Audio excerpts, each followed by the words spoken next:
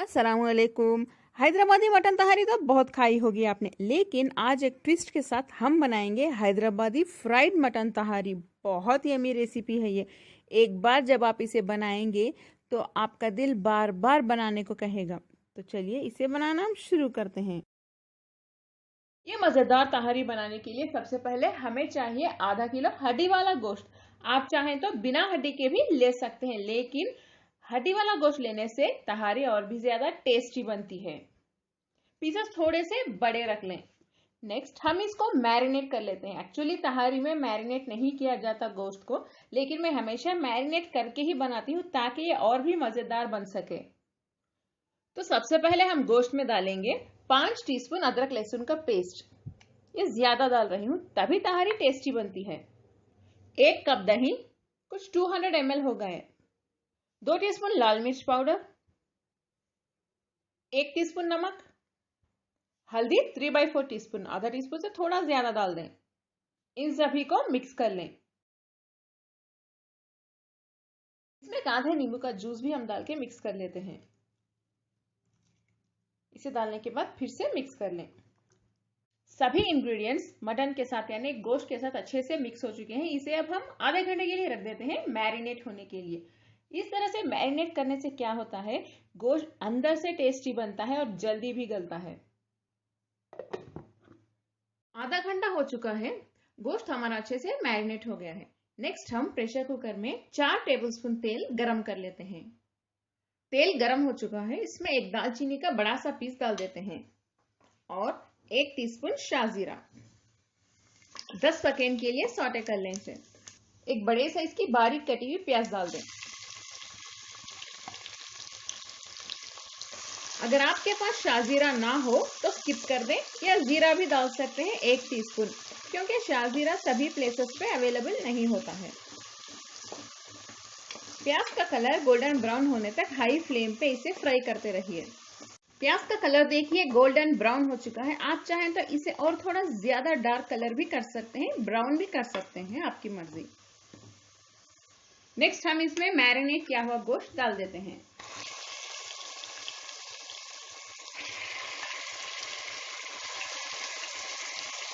गोश्त डालने के बाद गोश्त को हमें बहुत अच्छे से भूनना होगा। फ्लेम को हाई पे रख के भूनिए अच्छे से। गोश्त को देखिए मैंने अच्छे से 5 से 7 मिनट तक भून लिया है। नेक्स्ट हम इसमें 3 मीडियम साइज के कटे हुए टमाटर डाल देते हैं। टमाटर डालने के बाद फिर से फ्लेम को हाई पे रख के इसे भूनिए। टमाटर सॉफ्ट होने तक भूनते रहिए। थोड़ी देर फ्लेम को लो पे रख सकते हैं, थोड़ी देर हाई पे। टमाटर देखिए हमारे सॉफ्ट हो गए हैं। नेक्स्ट हम इसमें 3 हरी मिर्च, थोड़े से धनिया और पुदीने के पत्ते डाल देते हैं। मिक्स कर लें।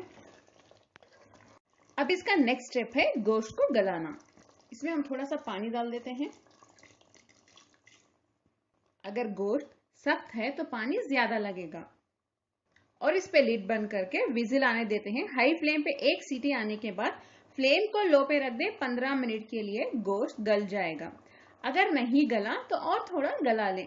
गोश्त एक 90 to 95% तक गला लें। अगर बहुत ज्यादा गलाएंगे तो टूट जाएगा, इसीलिए बस एक 90% काफी है। गोश्त तो हमारा गल चुका है। एक आधा टीस्पून गरम मसाला पाउडर डाल देते हैं, आधा बचा के रख लें। मिक्स कर लें।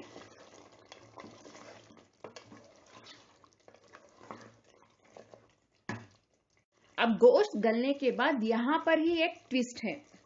हम गोश्त को निकाल लेते हैं। एक प्लेट में निकाल के रख लें।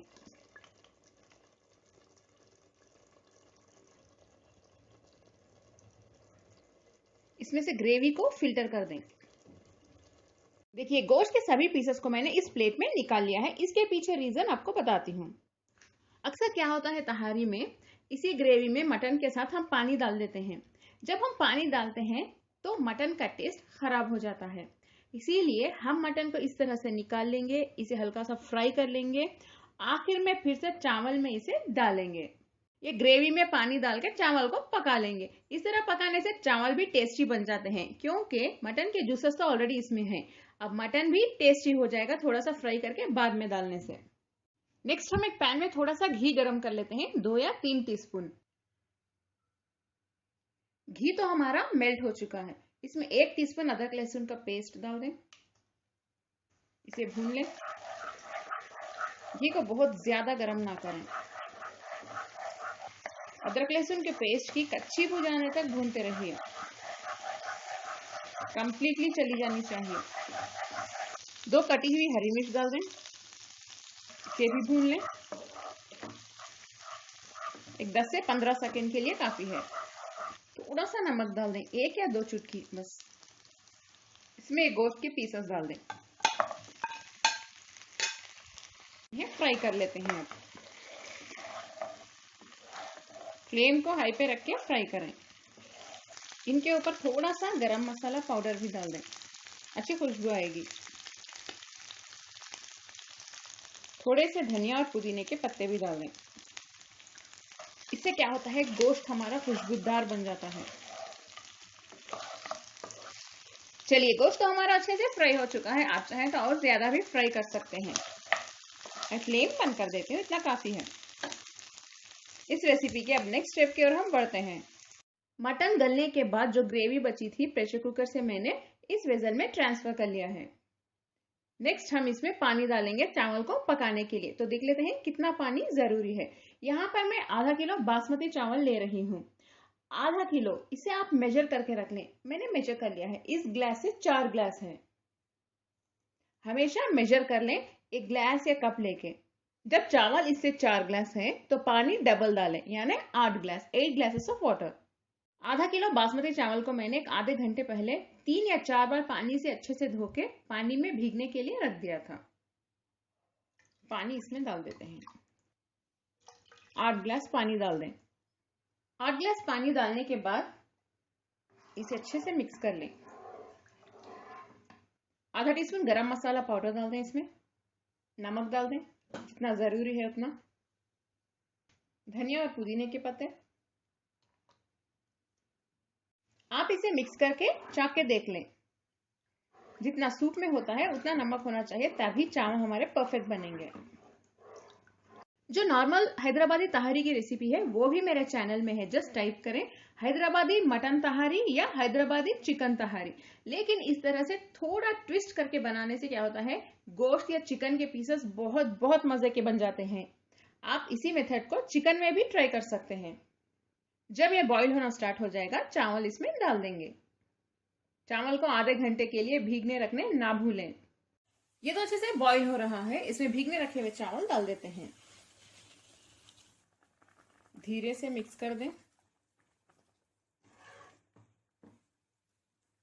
जेंटली मिक्स करें। हाई फ्लेम पे इन्हें पकने देते हैं।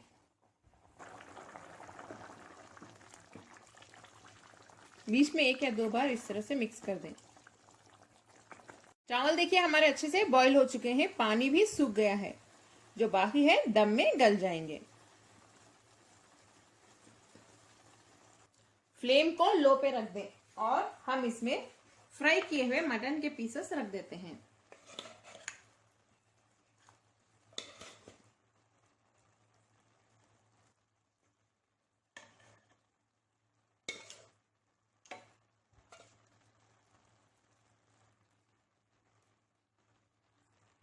जो घी में हमने गोश्त को फ्राई किया था उसे भी डाल देते हैं। आप लोग इस रेसिपी को जरूर ट्राई करें। ये फ्राइड तहारी की रेसिपी इतनी मजे की बनती है कि आप उंगलियां चाटते रह जाएंगे और आपके घर में सभी को पसंद आएंगे। आप इसे हैदराबादी मंदी भी कह सकते हैं, हैदराबादी तहारी मंदी, क्योंकि इसमें थोड़ा सा मंदी का स्टाइल मिक्स है और साथ में इंग्रेडिएंट्स हैदराबादी हैं।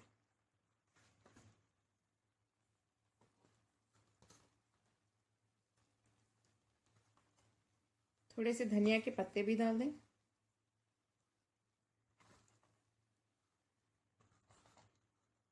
ये तो रेडी है।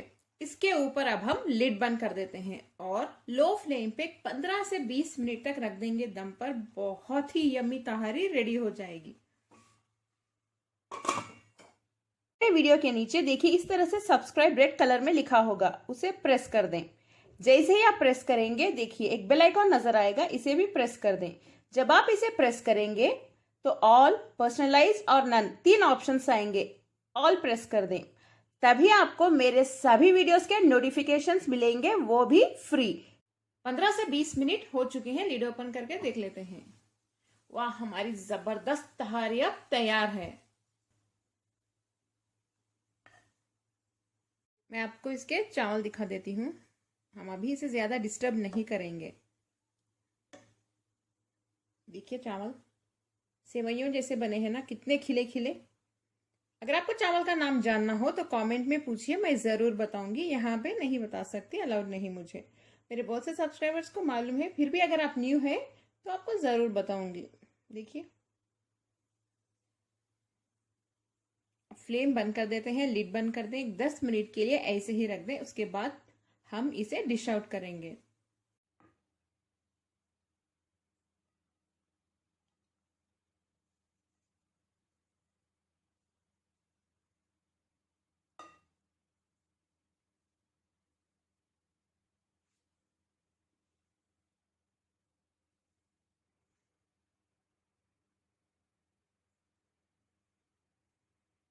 देख सकते हैं आप, हमारी जबरदस्त तहारी अब तैयार है। कितनी यम्मी लग रही है। इसे आप दही की चटनी, दही का रायता के साथ खाइए, बहुत बहुत मजे का होता है। आप इसे कद्दू के दालचे के साथ भी खा सकते हैं, जिसमें मटन डाला जाता है। वो भी रेसिपी आपको मेरे चैनल में मिल जाएगी। सर्च करें हैदराबादी दालचा रेसिपी या Hyderabadi mutton dalcha recipe by cook with fame. Baghare baingan के साथ भी खा सकते हैं, वो भी सर्च करें बगारे बैगन बाय कुक विद फेम। या आप दही की चटनी के साथ भी खा सकते हैं। कमेंट में ज़रूर बताएं हैदराबादी फ्राइड मटन तहारी आपको कैसी लगी। अपने फैमिली और फ्रेंड्स के साथ इसे शेयर करें, लाइक करना ना भूलें। अस्सलाम वालेकुम।